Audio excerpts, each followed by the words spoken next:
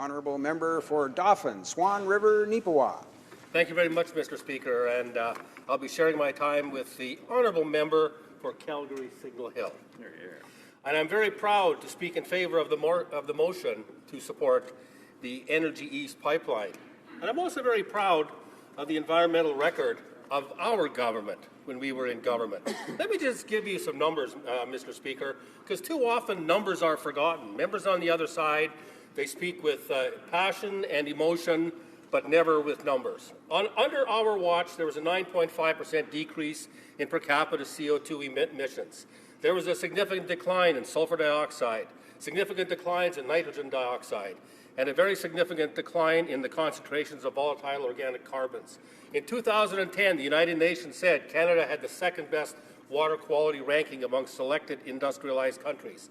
Our protected areas increased by 95%, and our government designated over 135,000 square kilometres of new protected areas since 2006, the largest increase in history.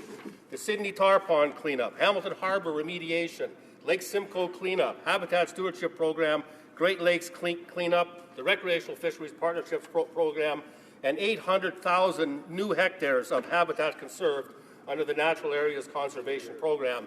And in my own jurisdiction, significant improvements were made to Lake Winnipeg with our Lake Winnipeg cleanup program.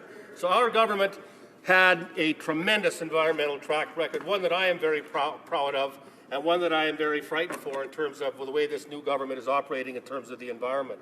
It's very shameful, Mr. Speaker, that the Liberals and NDP have literally declared war on Canada's natural resource industries and the people and the communities that depend on those industries.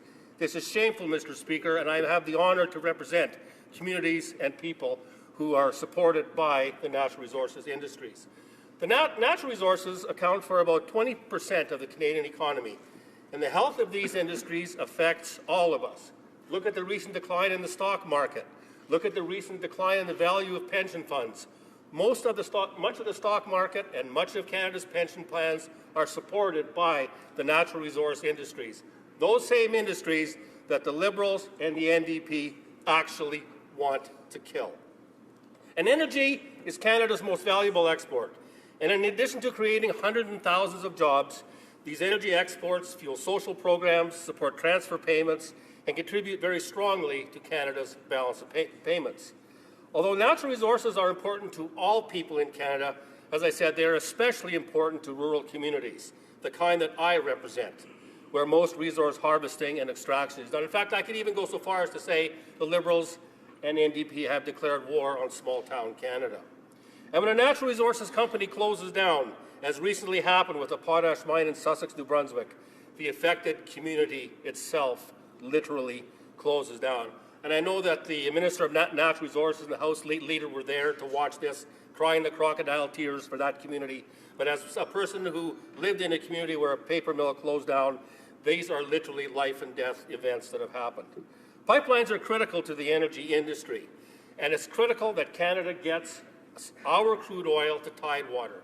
As many people know, there's a two-price system for oil in the world, and since Canada has no pipeline access to salt water, we are essentially a captive supplier to the United States, where we receive the lower West Texas price as opposed to the higher Brent price.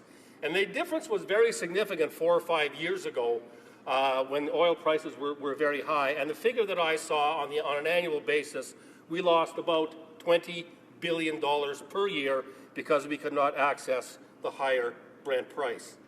And this is why the Energy East program, Energy East project is so important. That's why I'm so proud to support this particular motion. Not only will it diversify our oil markets, get us higher prices, it will generate over 14,000 jobs in the 9-year construction phase. Much needed jobs, many of them in economically depressed areas. As we're talking 2,300 construction jobs in New Brunswick alone, which is reeling from the loss of the potash mine, as I described. Western producers, Eastern refiners, and all levels of government would benefit from this. And furthermore, Mr. Speaker, this would replace imported Saudi oil that is currently being refined in New Brunswick with Canadian crude oil instead. Who in their right mind could be against that? And if that isn't enough, most of this pipeline is already in place. and all that we are talking about over most of the length is the substitution of gas with oil. Who in their right mind could be against that? It must be noted, Mr. Speaker, that pipelines are the safest mode of oil transportation. 99.999% of all oil shipped through federally regulated pipelines arrives at its destination without incident. So what goes into building a pipeline? When I was fresh out of graduate school with my fisheries degree, my first job was in the Mackenzie Valley way back in the 1970s with the first proposed Mackenzie Valley pipeline. I had the honor of surveying the entire pipeline route with engineers and wildlife biologists, ecologists, land use specialists. And I'll never forget flying in a helicopter over the proposed pipeline route, dropping in at various streams, sampling the streams for fish and benthic invertebrates, looking at the quality of the habitat for spawning and overwintering and so on.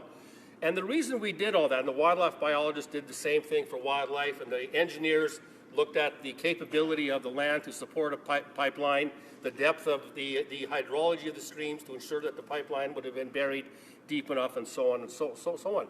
This is some 40-odd years ago, if not more, but even then, Canada was a world leader in the construction of pipelines. But what was interesting is that back in the 1990s, when the price of gas went back up again, the environment process of the day required that all that be repeated all over again. Nothing had changed up there, but another 10-year process was put in place to do all the same surveys that we did in the 70s. And again, ultimately, that particular pipeline wasn't built because the price of gas declined. The reason I want to talk about the environmental process and much of what the Liberals are talking about putting in will actually have no benefit to the actual environment itself. At the briefing yesterday, I asked the staff person to quantify any environmental effects that the process we had put in place had. And I wanted numbers and measurements of the real environment. The staff people couldn't do a thing.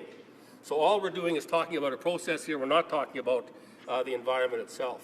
The problem with these processes that the Liberals are going to put in, delaying a single pipeline project that could improve market access can cost up to $70 million per day, not to mention the foregone benefits of property taxes, jobs, and social benefits. I asked the officials yesterday as well if there was any intent to do an economic impact analysis of the proposed process, and what I heard was basically crickets. So there's going to be no analysis of the cost of these delays, but we do know that every day's delay is about $70 million per day to the Canadian economy. One of the things that is important, however, to realize is that the energy business is a people business. People work in the energy industry to put their kids through school, to buy homes, and now with the energy industry in decline, these people are really suffering. Again, going back to the environmental process that the government announced yesterday, these changes that they've announced are not improvements. They're all about interference. In fact, this charade should really be called 5 steps to get to know. Because under this particular process, you can easily see that after it's all said and done, more will be said than done, obviously, the answer will clearly be no. And again, Canada's oil will stay in the ground, and many of the members on the Liberal and NDP side want Canada's oil to stay in the ground, regardless of the human cost. I had the honor of working in the oil sands in the winter of 2009-2010. I worked at a camp doing environmental assessment in the camp. I got to know a lot of the energy workers who work at the camp from all across Canada. Moms and dads wanting to put their kids through school or put a down payment on a house, or a young person wanting to pay their university education, or seniors working to ensure they have a dignified retirement. This is the cost of what the Liberals are proposing. This is what really will happen. Their lack of concern for the working people in this country, I find truly appalling. It is quite clear that the only party that cares about working Canadians is the Conservative Party of Canada. And that is why, Mr. Speaker, I call upon all members of this House to support this vitally important project. It will contribute to nation building, provide much-needed jobs and economic benefits, and I guarantee you will be done in a manner that is environmentally sound. This motion must be supported. Thank you, Mr. Speaker. Questions and comments? The Honourable Minister of Natural Resources. Thank you, Mr. Deputy Speaker, and I welcome my fellow Manitobans' contribution to this debate. I also respect the considerable experience he has in the sector and the way in which he has observed the energy sector grow in Canada over many years. I must say, however, that when we were in New Brunswick and had to be a part of a very serious announcement that affected hundreds of people because of the closure of a potash mine, Mr. Deputy Speaker, these were not crocodile tears. No political party in this chamber has a monopoly on compassion, Mr. Deputy Speaker. These were people who were suffering from commodity prices, and they were suffering through job losses that we take seriously. So I want to assure the member that our interest in these people and in the consequence that these job losses have on families is real. Secondly, I am wanting to ask the member for his experience in helping us sort out the way forward in modernizing the National Energy Board. And I ask him sincerely for his best advice on how we can take advantage of the experience of the regulatory history in Canada to make the future better than it is now. Does he have one suggestion, or perhaps two, on how we could make the regulatory process in Canada more responsive to the Canadian people? Mr. Dauphin, Swan River, Neepawa. Sure. And again, in response to his first points about New Brunswick, all I can say is talk is cheap. Simply because these are real consequences. Good intentions are not enough. And I'll accept that the minister's intentions are good. But the good intentions are not enough. It's all about policy, process, and programs, and the signals that you send to industry to encourage them to grow and develop. The wrong policies, the wrong programs, excess delays due to lengthened environmental processes result in the closure of towns and projects that are not built. In terms of fixing the National Energy Board process, what I would say quite frankly, that in all environmental processes should focus on the environment. The members opposite are implying that somehow the environment was degraded under our term. I have proven with my numbers, these numbers are from Environment Canada, I might add, that the environment improved mathematically on our watch. Focusing on the environment is what environmental processes should do. Questions and comments? Question and comment, the Honourable Member for Vancouver East.